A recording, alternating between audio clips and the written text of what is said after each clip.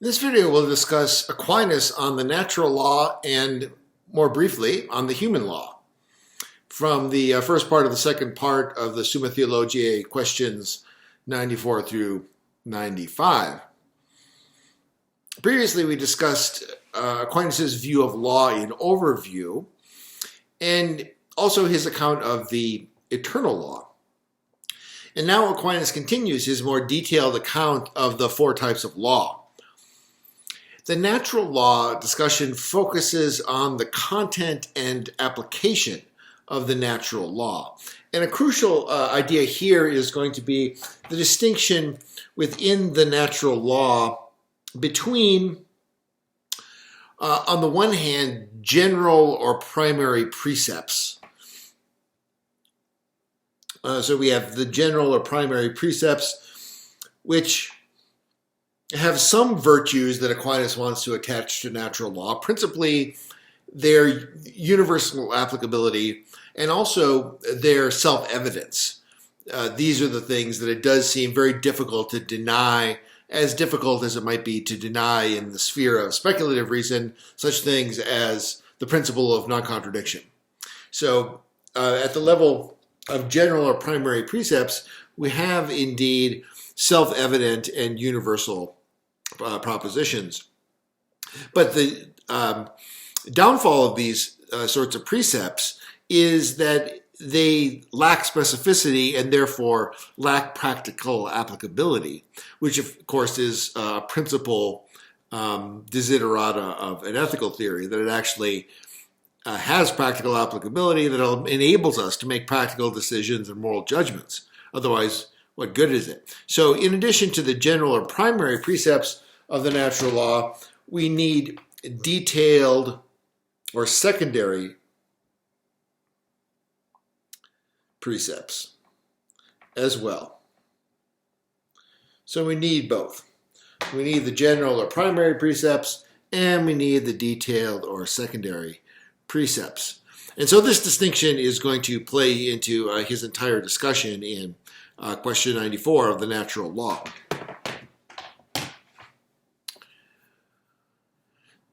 So first, question 94, the natural law. Article 1 asks whether the natural law is a habit. A habit. And of course, to understand why one might think that the natural law is a habit, we have to understand what a habit is. Aquinas defines a habit in an earlier question in the Summa Theologiae.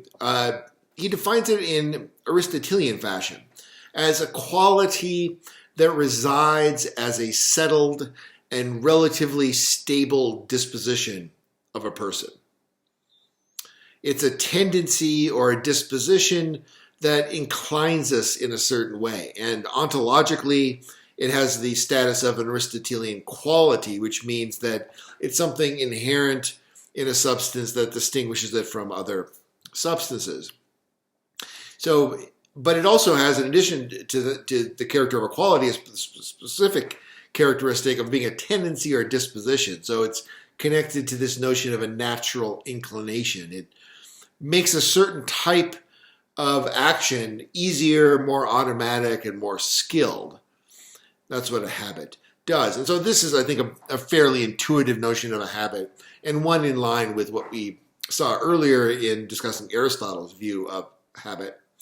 Although here, it's important for the question of whether the natural law is a habit that we keep in mind the possibility that Aquinas recognizes for there to be such a thing as natural or inborn or innate habits. So in Aristotle, the focus is on acquired habits, the process of habituation, whereby someone comes to acquire a habit that one isn't born with. But it is also arguable, if you think of a habit as a quality that involves a tendency or disposition to perform a certain type of action easier, more automatically, or with more skill, then it's easy to think that there are such things as natural habits. For example, a mother's tendency to nurture her infant, as opposed to an acquired habit that one might have. For example, a person who has a real aversion to interpersonal conflict develops a habit lying in order to avoid interpersonal conflict. But they weren't born that way. They acquired that habit. That's in contrast to a mother's tendency to nourish her infant, which is more of an inborn habit.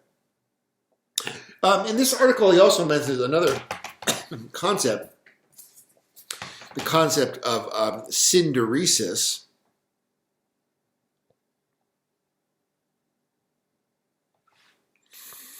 Double check and make sure I'm spelling that correctly. And he refers to synderesis as a habit. This is in this online text that we're using. It has the great advantage of you can click on these keywords and it will bring you directly or bring up the page. Most often in the Catholic Encyclopedia, which is a kind of old, dated encyclopedia, but it's still useful. That will give you a definition. And this is defined as the habitual knowledge of the universal practical principles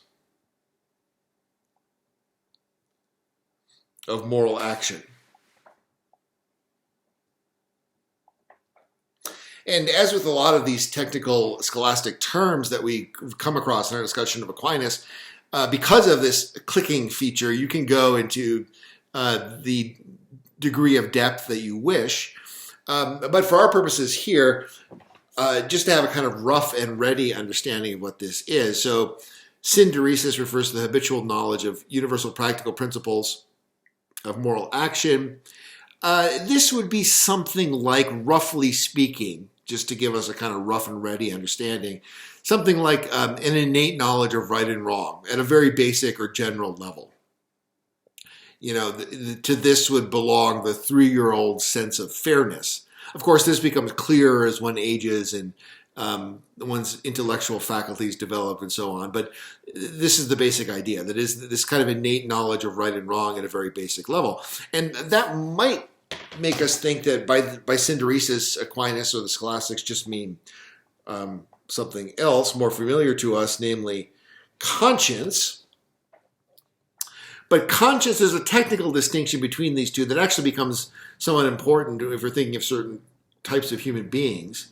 Conscience is not this habitual knowledge, but rather Aquinas will define conscience as an act,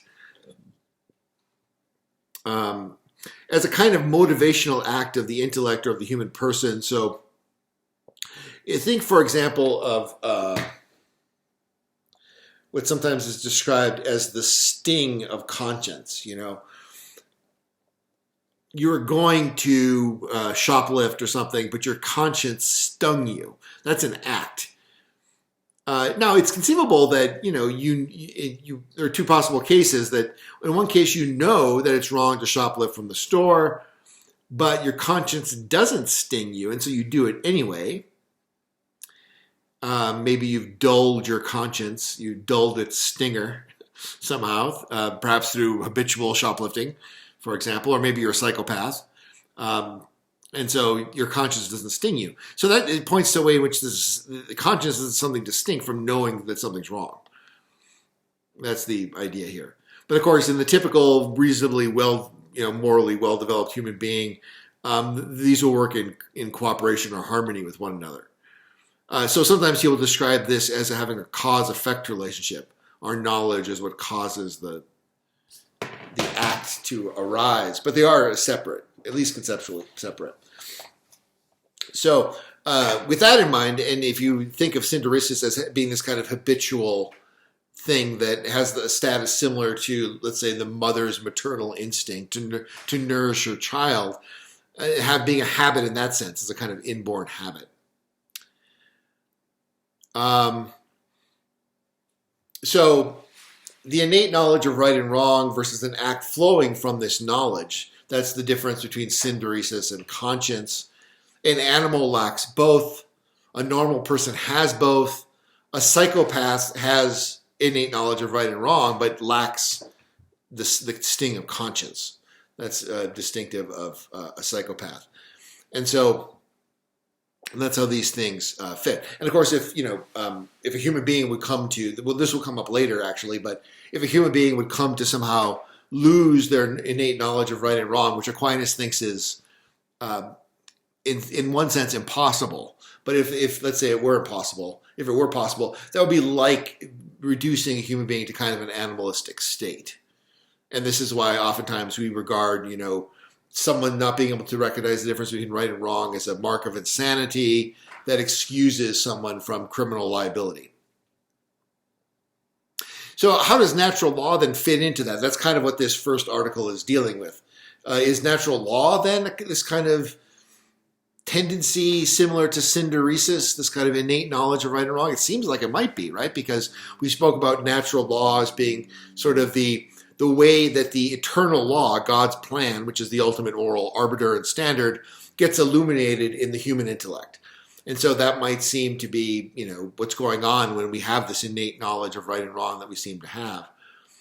And so there is going to be an intimate connection, but Aquinas still wants to make a distinction, and I'll try to explain why he does, as I understand it.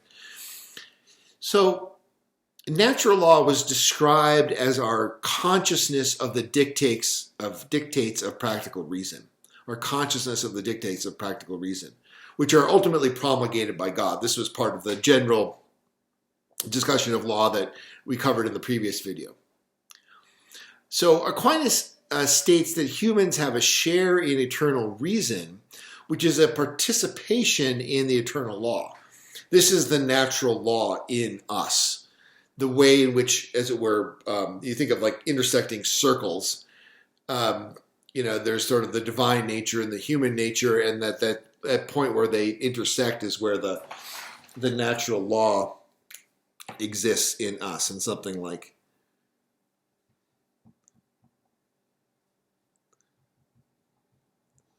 so the divine being the eternal, human being the temporal, existing in time, and then the natural law is going to be sort of this one of the aspects of God sharing his divine nature with humanity, is that we have this natural law, which enables us to see what the divine plan is for creation, for reality generally. And so this is also going to be an aspect or dimension of reason. It's not the entirety of reason, because reason also includes speculation, which is sort of our capacity to contemplate eternal theoretical truths. And so it doesn't belong to the subject matter of ethics, except insofar as Aquinas will make the comparisons to clarify what natural law is. He'll compare it to speculative reason. But it has that kind of share of reason. It's our share of reason, our share in the eternal reason, our participation in the eternal law. And so what does that have to do with innate natural tendencies in us, or the way in which we act on those? So he further describes this as an imprint or a signature upon us of the divine reason or the eternal law. So in what sense is it imprinted? Is the natural law imprinted or written on us, on our heart, as he puts it? Seeing natural law as a natural habit or as an innate moral tendency is reasonable. However, Aquinas' view has to be distinguished from the view that morality is rooted in human nature in the sense of some natural sensibility or tendency. Rather, natural law is reason in us, and it's not a mere tendency or habit, not even a natural one. Natural law is our participation in the divine law, in the eternal law. It's imprinted upon us.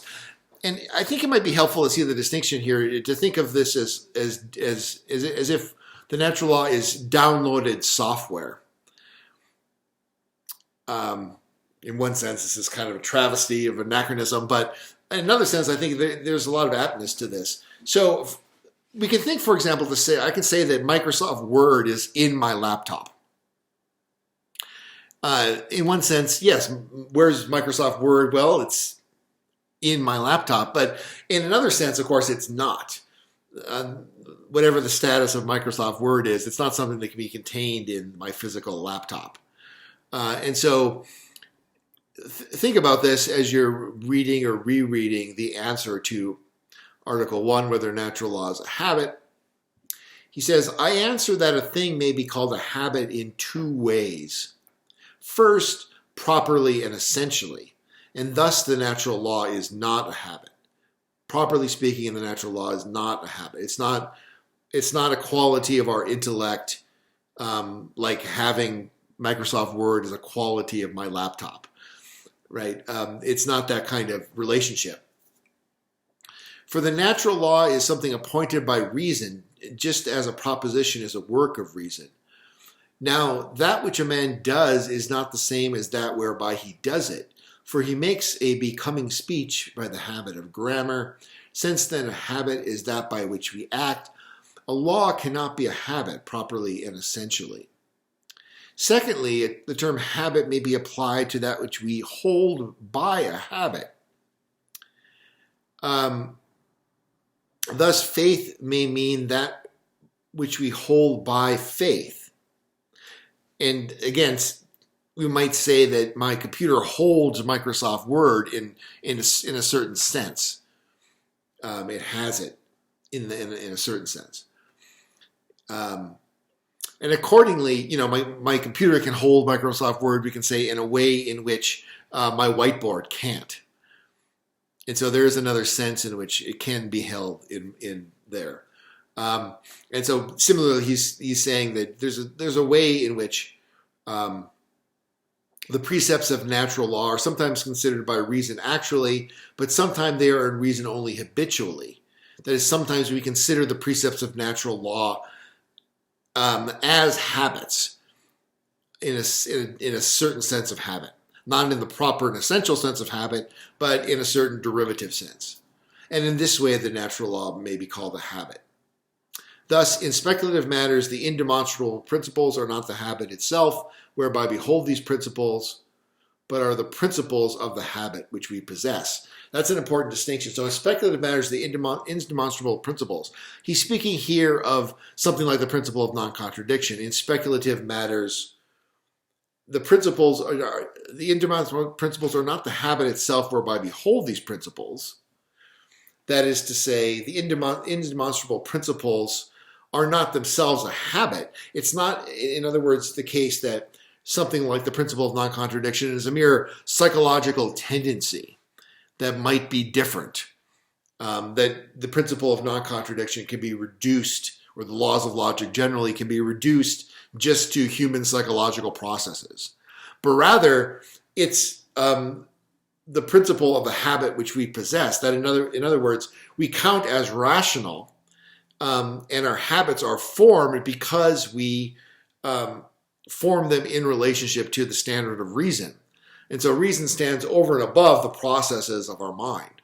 And so just as that is the case with regard to logic, which stands as a kind of norm over and above whatever psychological principles human beings might actually operate on.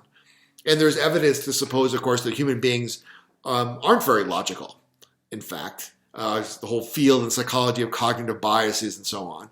But how on earth could a psychologist, an experimental psychologist, investigate cognitive biases if they didn't have some idea of a norm separate from the way human beings actually process things psychologically? You see the point? It's impossible for us to have the notion of human beings as being less or more rational unless we have some idea of a norm of logic that is not merely a norm of the way human beings de facto process things psychologically. And that distinction is the distinction that Aquinas is insisting on when he says natural law is not a habit. We form our habits ultimately and refine them in accordance with natural law. We assess people as human beings who are normal and properly disposed in relationship to morality by the natural law. We don't, as it were, do an empirical survey to determine, what the natural law says. It's a precept of reason in the same way that the principle of non-contradiction is a precept of reason. Now, the tricky part is that for Aquinas, of course, who has this idea of everything being part of God's creation and a perfect God who doesn't mess things up too badly, at least, right? Everything's ultimately perfect if we could have the complete picture of things.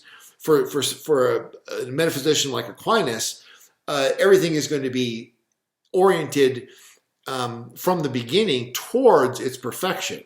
And so that's going to muddy the waters a little bit. That human beings are also going to have an innate natural tendency towards acting on the natural law, but we can't equate the natural law with any inborn tendency in that way. So the natural law is held habitually, but in the sense in which Microsoft Word is held by my computer. So maybe if we can use that analogy, it's a difficult, subtle point, but nonetheless a crucial one, because the question is whether we can just reduce natural law to psychology. And the answer for Aquinas is going to be no, we can't. To do that would be to place natural law wholly in this. This is unfortunate because I put it in here, but this is, of course, the arrow indicating that we're talking about this area. I'm going to fix that. Bad pedagogue collar. But none of us can be perfect. Okay, so there we go. That's clear, right? So if we thought of natural law as just a habit, we'd be placing it in here, just in this sphere, where actually it belongs to this region where the divine intersects with the human, because God has decided to imprint the natural law on us, or imprint the eternal law on us, which is what the natural law becomes when, or what the eternal law becomes the natural law when it takes human form. Okay.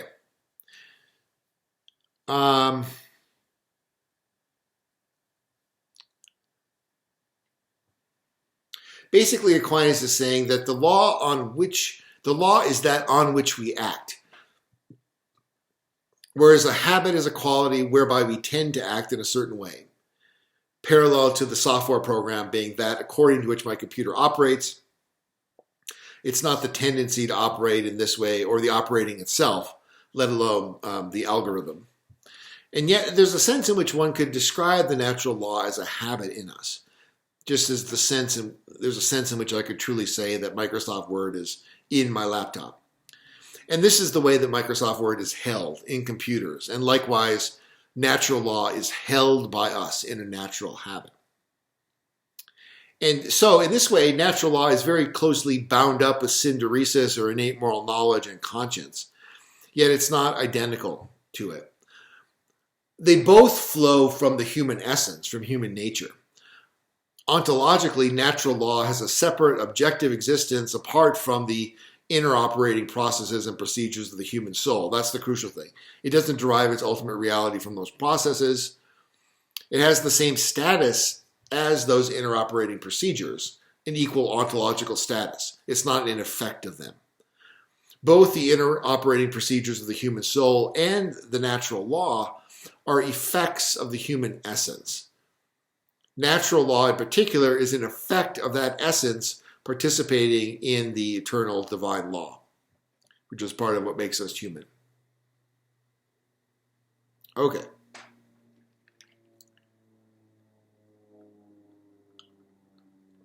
Article 2, whether the natural law contains several precepts or only one. In this article, Aquinas clearly lays out the nature of the natural law that we find in us. So he writes, let's look at the first paragraph here of this long answer of Article 2. The precepts of the natural law are to practical reason what the first principles of demonstration are to speculative reason, because both are self-evident principles. So here we have another sort of division. We have reason, and this is divided into the speculative, which concerns truth, concerns theory, and the practical, which concerns the good and concerns actions, activity, praxis. So this is the basic distinction. within reason between the speculative branch of reason and the practical branch of reason. And so he talks about principles. So both of these types of reason are going to be based upon fundamental rational principles. In the speculative, these are the first principles of demonstration, as he calls them. And in the practical, this is the natural law. So for him, both of these are going to involve self-evidence as a quality.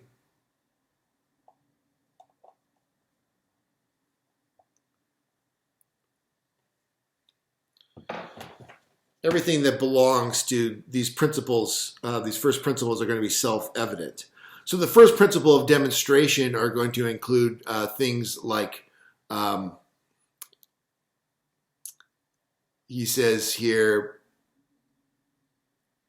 axioms or propositions that are universally self-evident to all. Such are those propositions whose terms are known to all, as every whole is greater than its part. Things equal to one and the same are equal to one another. And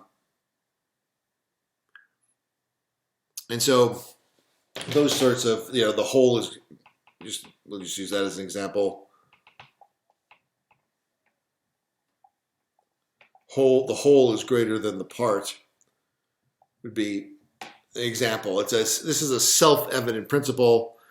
The principle of non-contradiction presumably would be in here as well. So this is the kind of thing that he has in mind. So let's look at this paragraph in more detail there. So there's self-evident principles. Now, a thing is said to be self-evident in two ways. First, in itself, and secondly, in relation to us. What's that distinction? Being self-evident in itself, he says, well, that's when the predicate is contained in the notion of the subject. So man as a rational being, he says, is self-evident in itself because the predicate, rational, is contained in the definition of man. Man says rational being. But of course, someone might not know that definition, which is essentially correct for Aquinas and for Aristotle. And so it wouldn't be self-evident to them. So there's things that are self-evident in themselves and things that are self-evident to us. If they are really true by definition, whether we know it or not, they're self-evident in themselves. If we know it, then it's also self-evident to us. And so it's a distinction really between a kind of an ontological and an epistemological notion. Hence it is that, as Boethius says, certain axioms or propositions are universally self-evident to all.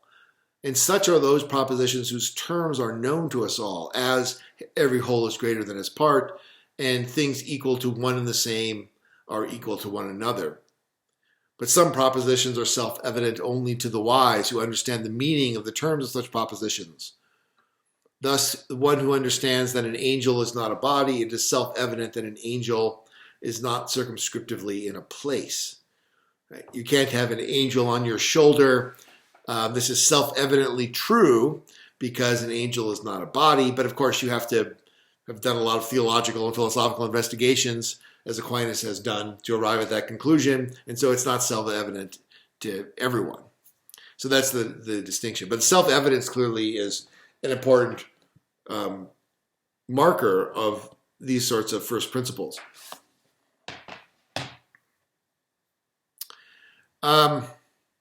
Now, a certain order is to be found in those things that are apprehended universally. For that which before aught else falls under apprehension is being, the notion of which is included in all things whatsoever a man apprehends. Wherefore, the first indemonstrable principle is that the same thing cannot be affirmed and denied at the same time. Right, so we could also add here, this is speculative reason concerning truth is also concerned with being, and it's the first principle is being and not being cannot be affirmed of the same thing at the same time. So the fundamental principle we describe as the number one principle if we put it this way, is the principle of non-contradiction.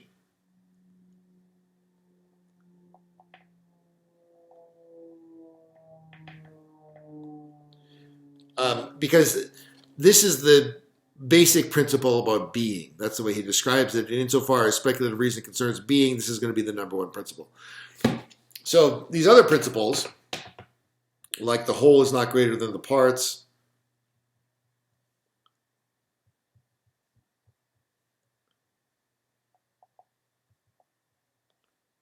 and if two things are equal to a third thing, they're equal to each other. There are other principles. So it's not just that there's one principle. There are a number of self-evident first principles of demonstration. But the basic one is the principle of non-contradiction. Now, as being is the first thing that falls under the apprehension simply, so good is the first thing under the aspect of the good. So this is why we want to draw this parallel. There's going to be a number one principle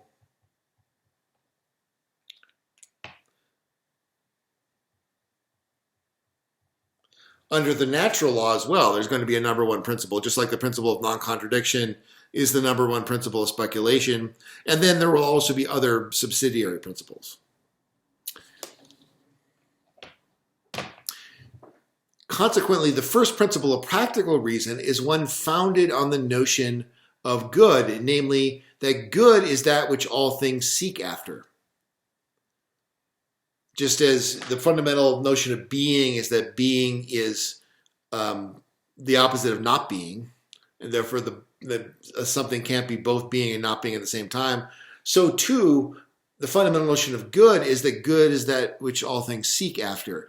And so this gives us a self-evident first principle of the natural law. We'll use red for this since this is the main quarry that we're seeking here, namely the principle that good is to be done and pursued, and evil is to be avoided.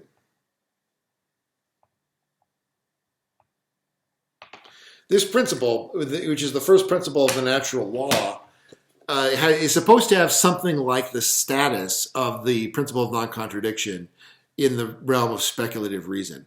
That is to say, it's supposed to have the same self-evidence, and it's supposed to have the same derivation from the basic notion. Just as this principle derives from the fact that speculative reason is concerned with truth and being, and the principle of non-contradiction provides the basic principle of truth and being. So too, because practical reason is concerned fundamentally with the good, this provides us with the basic principle derived from the basic notion of the good. That's the idea. So they have this kind of self-evidence, this kind of indubitability, because they're so closely related to the very definitions of the objects of these two forms of reason. Being and truth on the one hand and goodness on the other. That's the idea. And so this is the basic principle, again, of the natural law.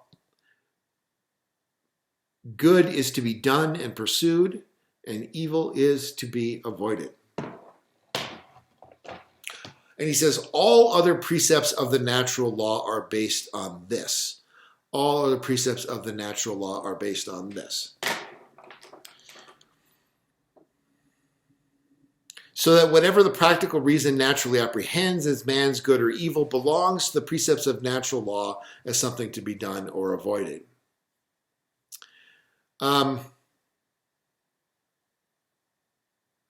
Okay.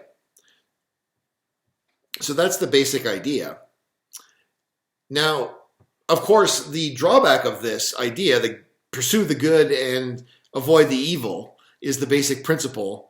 The drawback of this is that it's so general as to be practically useless, because you need to know specifically what is good, what is evil. And so this is why we are going to have to specify this general precept with more particular precepts. Some of them will have the character of self-evidence that is very close to the original principle itself. So things like, you shouldn't mistreat people with whom you have to live. is something that seems self-evidently true by the light of natural reason. And that would be analogous to the idea that the whole is greater than the parts in speculative reason. And so we're going to have those kinds of principles that if we just think about, the overall character of human life, there aren't going to be a lot of deep, difficult questions about what's good and what's evil in a lot of cases. So should I mistreat my roommate? This is not going to be something that's going to be a deep, difficult question for most normal people to answer. So in that respect, I don't think we should overstate the difficulty in specifying what this principle of pursuing the good and avoiding the evil is. And we should focus instead, first of all, on the way in which this clearly makes Aquinas what we might call an ethical rationalist. That is to say, this strict and strong parallel that he wants to make between speculative reason and practical reason. Because he sees these as being strictly parallel to each other, we can infer that he thinks of ethics as based on reason in the same way that, let's say, a rational science, a mathematically based science, is based on reason. Because they're both are fundamentally rooted in basic principles of reason. So Aquinas is an ethical rationalist. The fundamental principles or rules of ethics are not subjective feelings or emotions, nor are they brute authoritative commands by some overwhelming power. They're precepts of reason itself. And this is exactly the sense in which self-evident logical principles are precepts of reason itself. So this precept of do the good is to be done, evil is to be avoided, is self-evident in the same sense. And it's self-evident, again, because of the way he understands the meaning of good. So it still is possible here to attack Aquinas' theory at a kind of semantic or linguistic level and challenge his definition of good, because the self-evidence comes out only if one accepts his definition of the good. The good, namely, is defined as the end that all things seek. The end that all things seek. So it's the basic Aristotelian idea, which we've, of course, harped on so much, I don't think I need to write it on the whiteboard again. But in Aristotle and in Aquinas, this is the basic idea of the good. So one could challenge that idea. But to act for an end is to act for the sake of the good. And so the basic notion of a practical activity is acting for an end, and the good is the end that all things seek. And so to act for an end is to act for the sake of the good. This is a kind of tight logical argument that he's relying on here. Now, of course, in real life, the things that are acted for may not be actually good, but they must at least be seen as good. And this is another point that we've harped on quite a bit that probably doesn't need to be belabored too much here. We act always under the idea of the good that belongs to the concept of an action, because we act for an end, and the good is the end that all is the ultimate end that is always sought in all things.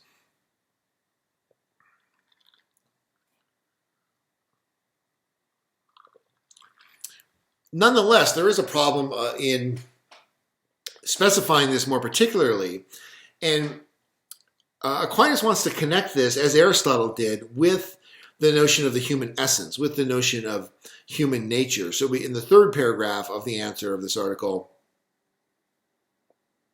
he says, however, good has the nature of an end and evil the nature of a contrary. Hence it is that all those things to which man has a natural inclination are naturally apprehended by reason as being good, and consequently as objects of pursuit, and their contraries as evil and objects of avoidance. So we're going back to this concept of ends. Human beings are teleological entities, meaning that we are defined in our essence by being inclined towards particular ends. This doesn't mean that that inclination can't be thwarted by external forces or even internal forces, corruption. But nonetheless, in the natural, normal course of affairs, human beings are inclined towards certain things.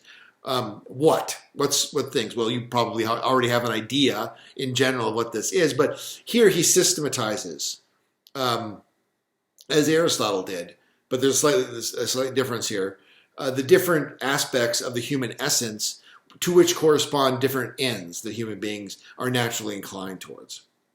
So he says, wherefore, according to the order of natural inclinations, is the order of precepts of the natural law.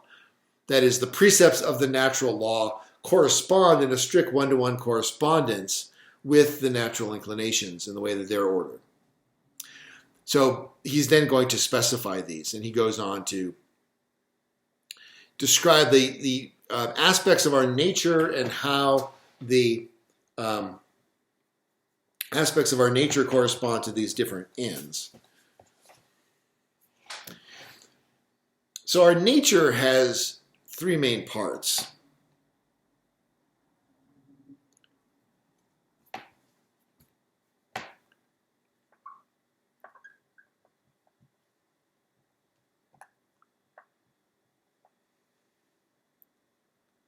So the three parts of our nature, we have our basic substantial nature,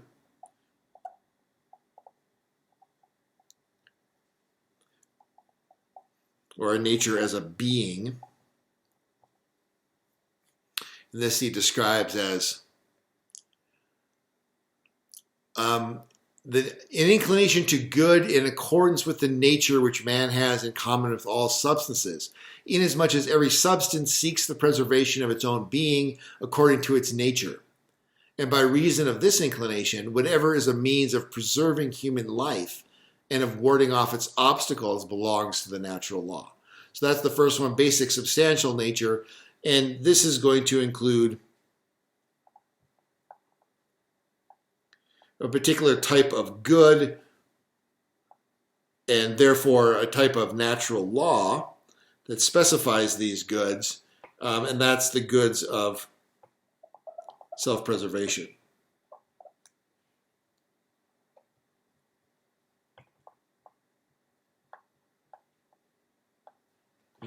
So this is the first part of our nature then. We have our basic natures just as beings.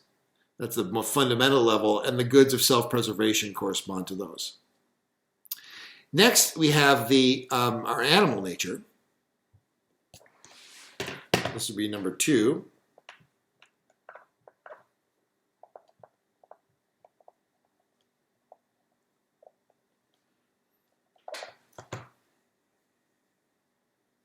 And this is going to correspond to goods of animal life, such as reproduction.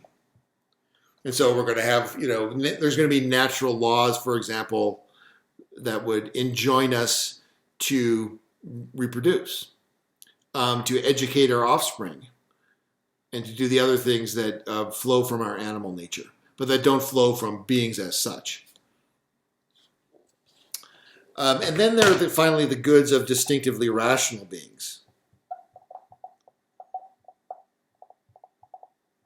So we have a rational nature, and this would include things like knowing God,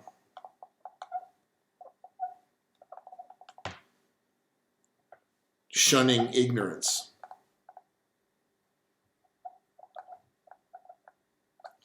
right? So it's going to belong to the natural law as well, that we should seek God, that we should seek the truth, that we should shun ignorance, all those things that pertain to the goods of a rational nature.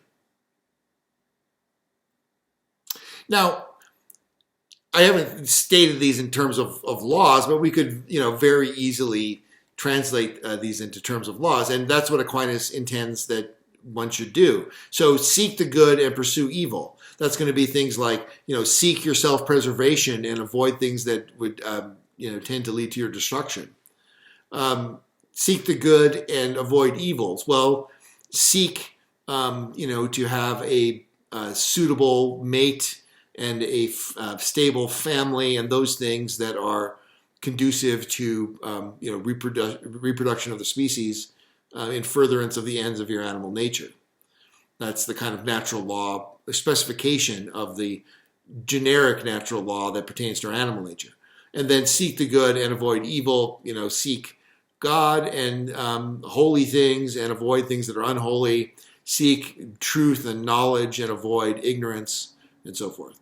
So that's the way this is supposed to work, that we have this general principle, which is the natural law in us in the basic sense, analogous to the way in which the principle of non-contradiction is the basic foundation of logic, speculative reasoning in us. But then that gets specified as we apply this or spell it out in relation to our specific nature, which has these three different layers. And of course, this too is still very general, and so we could specify it further still. And that's one of the things that Aquinas is going to be interested in developing in this section of the Summa Theologica. So, but the conclusion, which was the point of this article, but of course there's a larger purpose going on here in terms of spelling out what the natural law is all about. But the article is supposed to be concerned with whether there's just one precept or many precepts. And his conclusion ultimately was that the natural law really does contain only one precept. But these are all just, this precept is just spelled out in many ways. So it's a complex precept, but not a compound precept.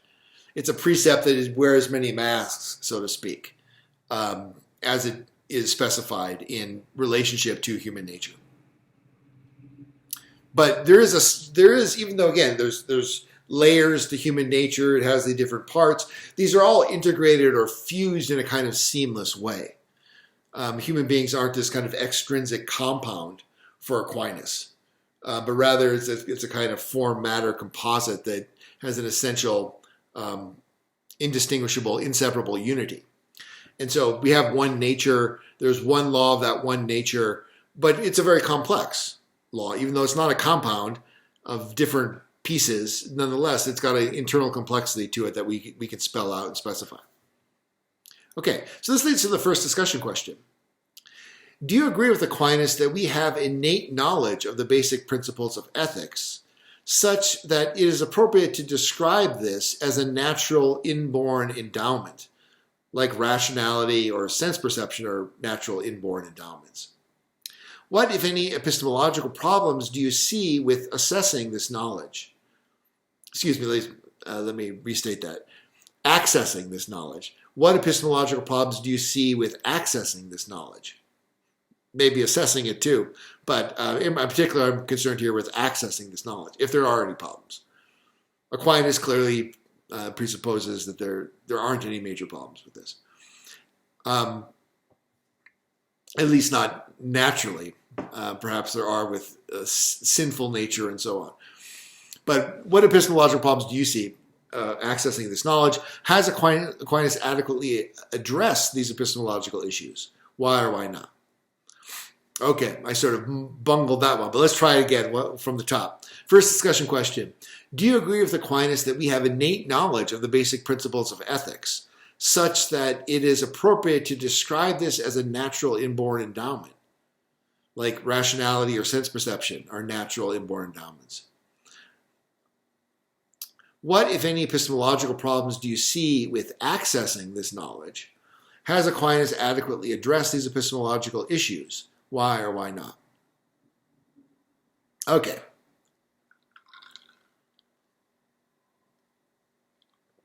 So fortunately, we can go a little more quickly through the rest of this selection of readings from the Summa Theologia. Now that we've got this basic foundation. So Article 3, whether all acts of virtue are prescribed by the natural law. All virtuous acts are acts that are prescribed by the natural law. Aquinas explains that virtuous action is the natural inclination of man, and that we may speak of virtuous action in two ways. So he says, we may speak of virtuous acts in two ways. First, under the aspect of virtuous. Secondly, as such and such acts considered in their proper species. If then we speak of acts of virtue considered as virtuous, thus all virtuous acts belong to the natural law. All virtuous acts belong to the natural law.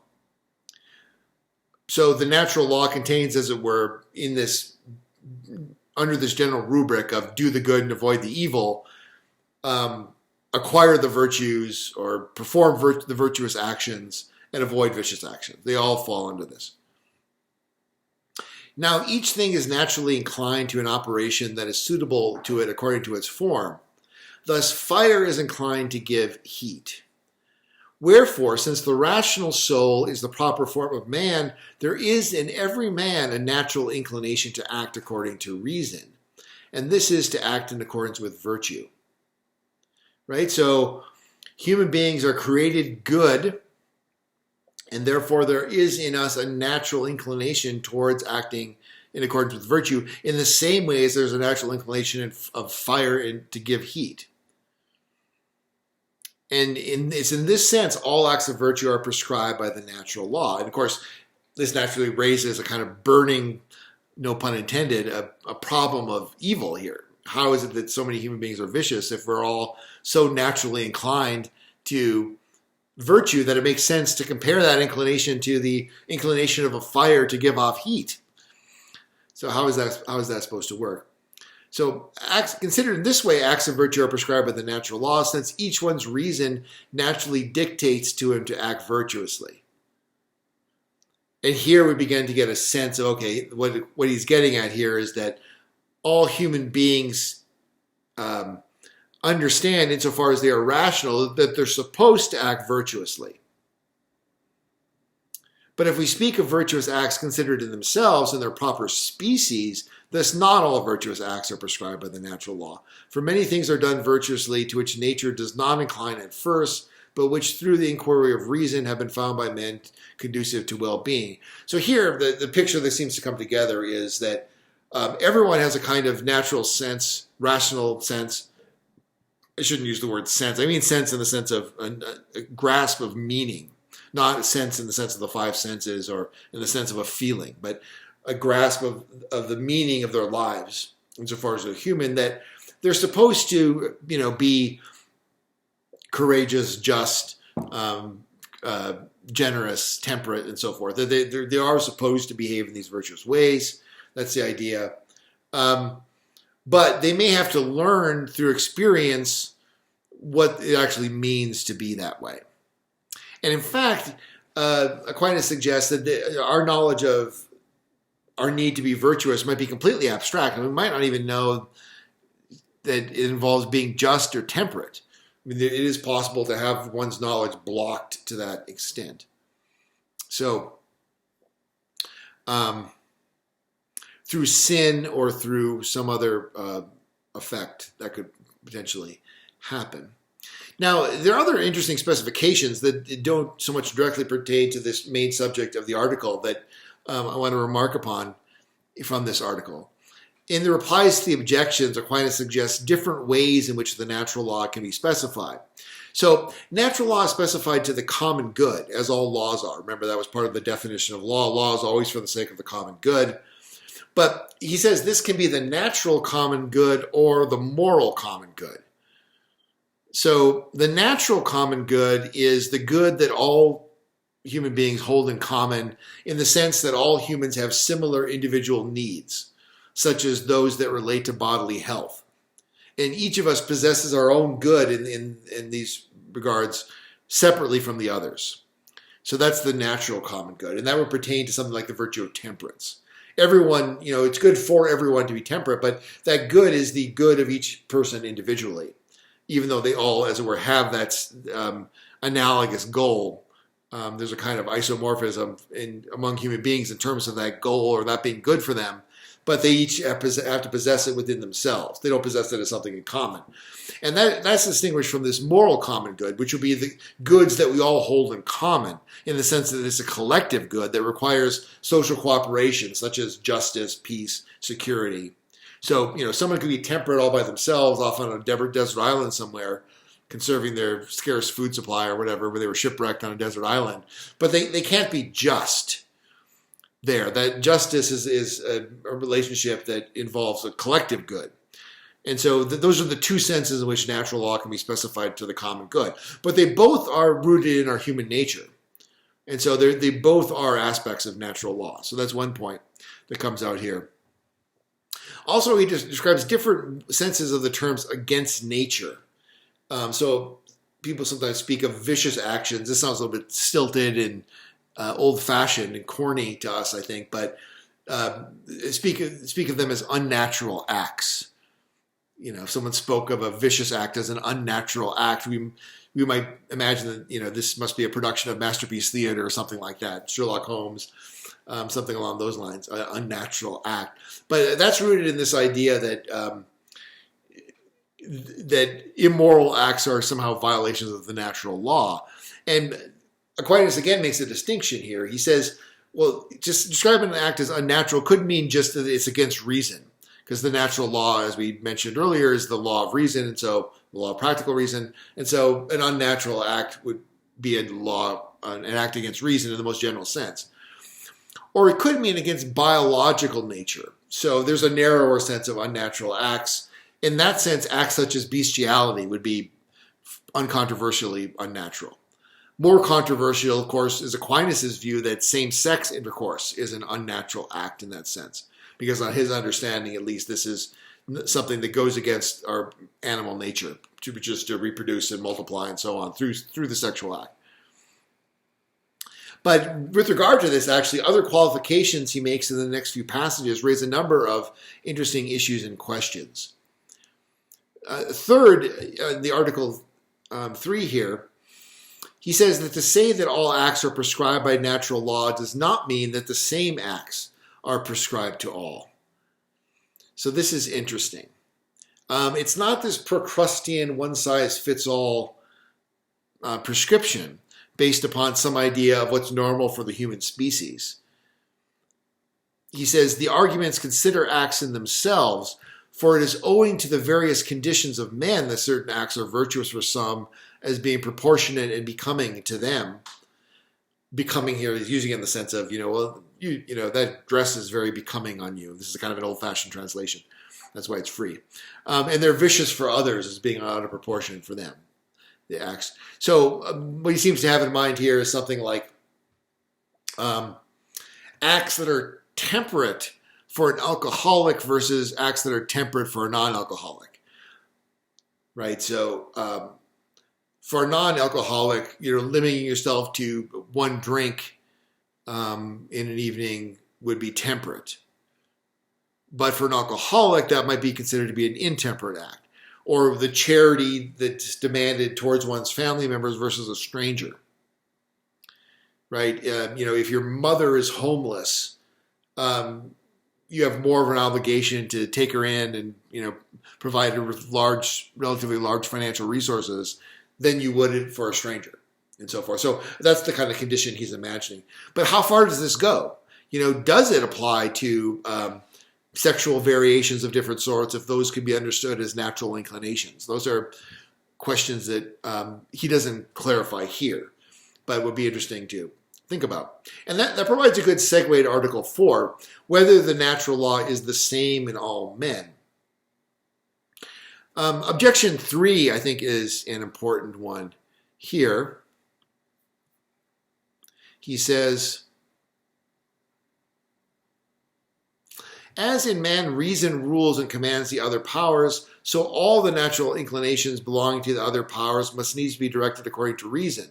Wherefore it is universally right for all men that their inclinations should be directed towards reason.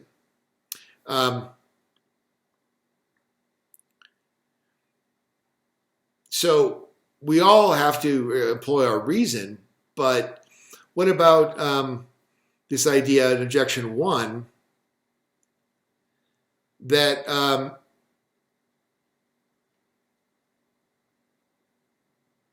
the meaning of the sentence quoted is not that whatever is contained in the law and the gospel belongs to the natural law, since they contain many things that are above nature, but that whatever belongs to the natural law is fully contained in them.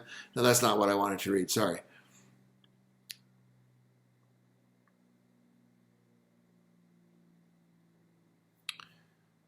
Okay, I'm looking at the wrong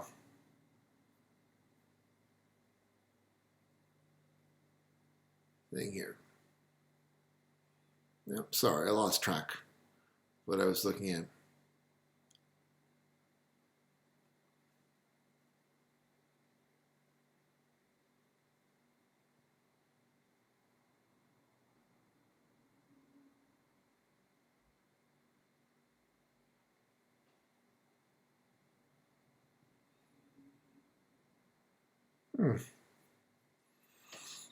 Okay, well, we're going to skip that. The second two paragraphs of this article, he says, therefore, as it is evident that as regards the general principles, whether speculative or practical reason, truth or rectitude is the same as all and is equally known by all. As to the proper conclusions of the speculative reason, the truth is the same for all, but is not equally known to all. Thus it is true for all that the three angles of a triangle are together equal to two right angles, although it is not known to all.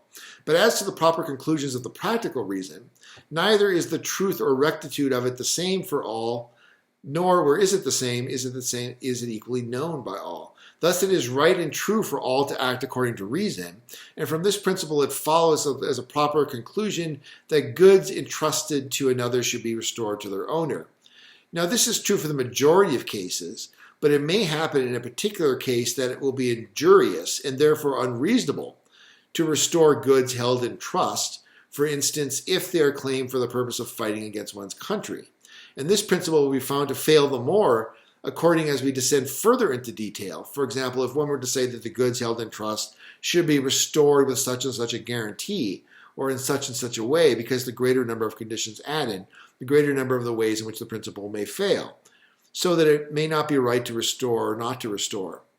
Consequently, we must say that the natural law as to general principles is the same for all, both as to rectitude and as to knowledge. But as to certain matters of detail, which are conclusions, as it were, of those general principles, it is the same for all in the majority of cases, both as to rectitude and as to knowledge, and yet in some few cases it may fail, both as to rectitude by reason of certain obstacles, just as nature is subject to generation and corruption, fail in some few cases on account of some obstacle, and as to knowledge, since in some the reason is perverted by passion or evil habit or evil disposition of nature. Thus formerly theft, although it is expressly contrary to the natural law, was not considered wrong among the Germans. So this is very complicated, and it provides the foundation. So this is objection 3. I read the reply to objection 3 before objection 3, and that's what threw me off. So apologies for that. But let's go back to what I was trying to get at before, but I got all confused in the text here. Objection 3 states, to the natural law belongs everything to which a man is inclined according to his nature. Now, different men are naturally inclined to different things.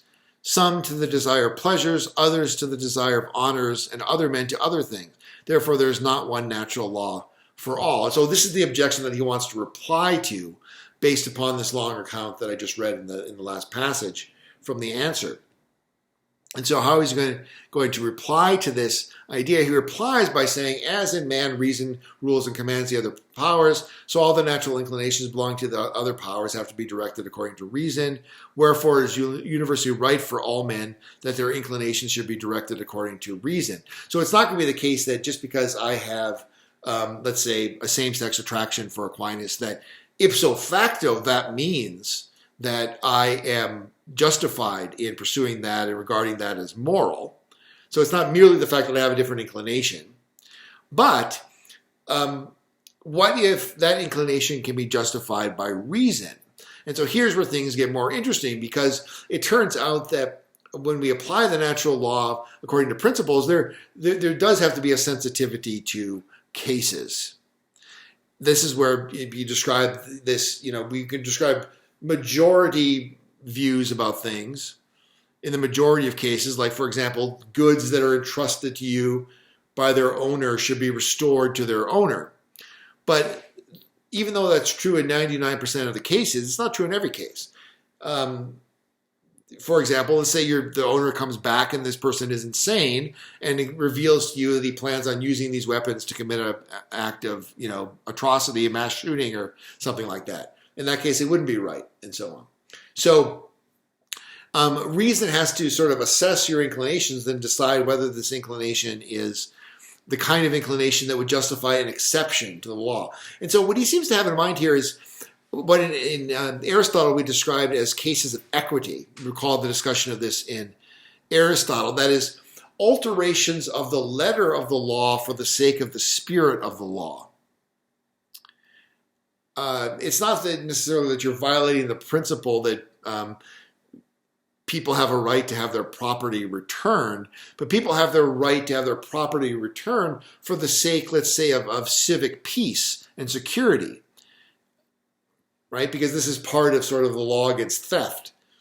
And if the person is going to use their property in order to upset civic peace and security in a serious way, then one could argue that due to this kind of equity consideration, it would be rational to withhold their property, even though in the normal case, you are obligated by law to give it back.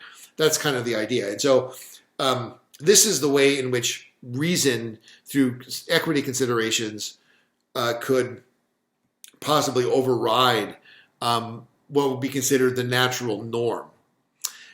So again, in the vast majority of cases, it would be wrong and unnatural to take a child away from its mother and place it in the care of strangers. But the moral reason for this is that it's assumed that the mother is generally the most suitable caretaker. However, if this isn't the case in particular circumstances, then an exception could be made to preserve the principle of the thing, which is that the child should be taken care of in the best possible way. And so the law that covers that and that furthers that end in 99% of the cases isn't going to be necessarily true in 100% of the cases. And so we have to make an exception, which we do by rationally taking into account the particular considerations.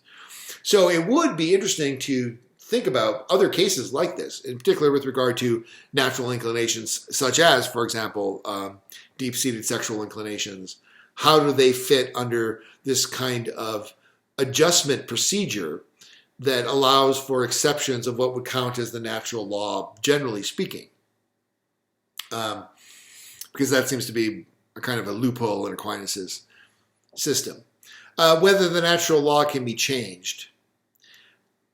So the sensitivity to circumstances implies also that the natural law can be changed in its secondary principles as circumstances change. So this is this distinction between the basic general rule and the secondary principles that apply the rule that I referred to at the beginning of this video. This is going to come into play here.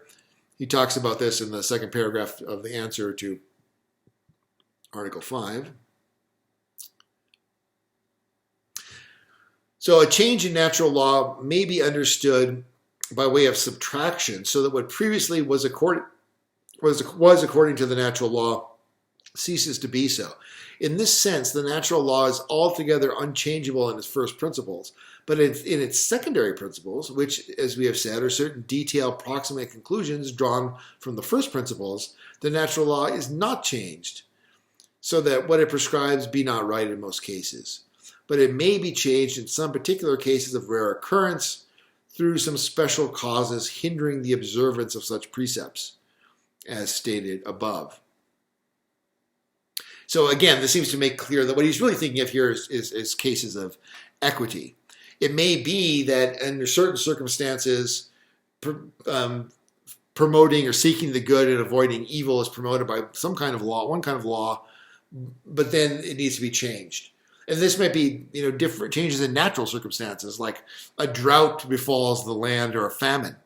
And what were formerly considered to be, just applications of the principle of, promoting the happiness of the community no longer apply and so forth.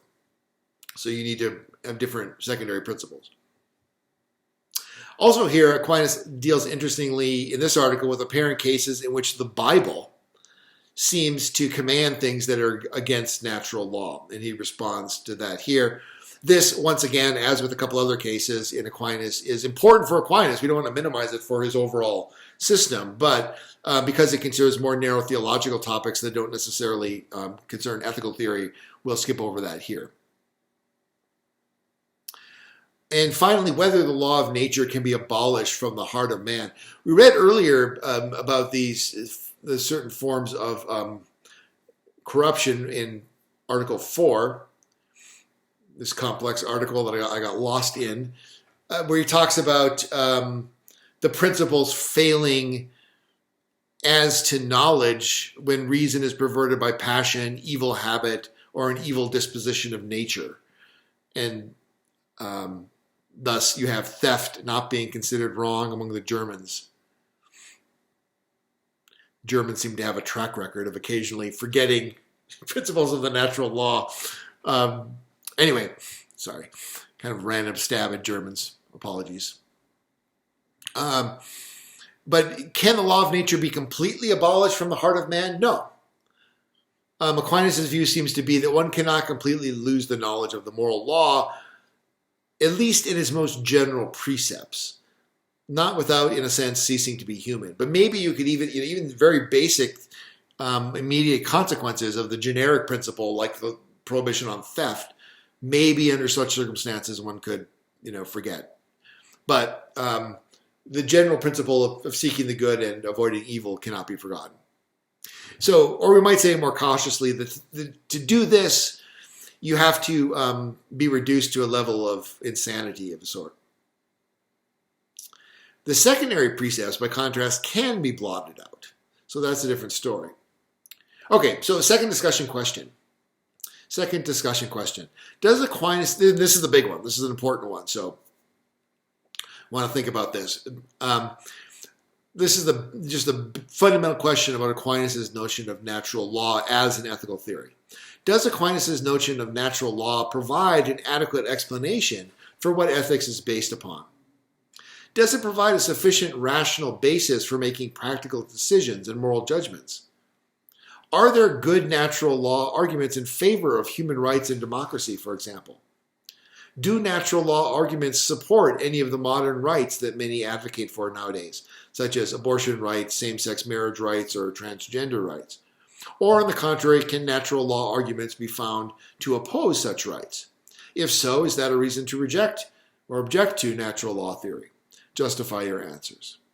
So once again, second discussion question, does Aquinas' notion of natural law provide an adequate explanation for what ethics is based upon? Does it provide a sufficient rational basis for making practical decisions and moral judgments? Are there good natural law arguments in favor of human rights and democracy, for example? Do natural law arguments support any of the modern rights that many advocate for nowadays, such as abortion rights, same-sex marriage rights, or transgender rights? Or, on the contrary, can natural law arguments be found to oppose such rights? If so, is that a reason to reject natural law theory? Justify your answers.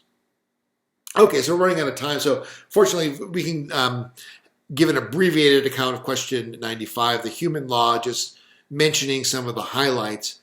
Recall that the human law refers to the legal system that's theoretically supposed to be based upon ethical considerations, that is, upon the natural law.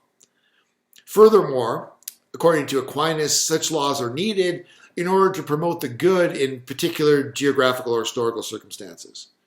So the first article asks whether it was useful for laws to be framed by men. And in the objections, Aquinas gives here a number of interesting reasons why one might think that it would not be good for laws to be framed by men. For example, if law aims at making men good, aren't admonitions and encouragements more effective at making men good rather than bringing down the hammer of the law?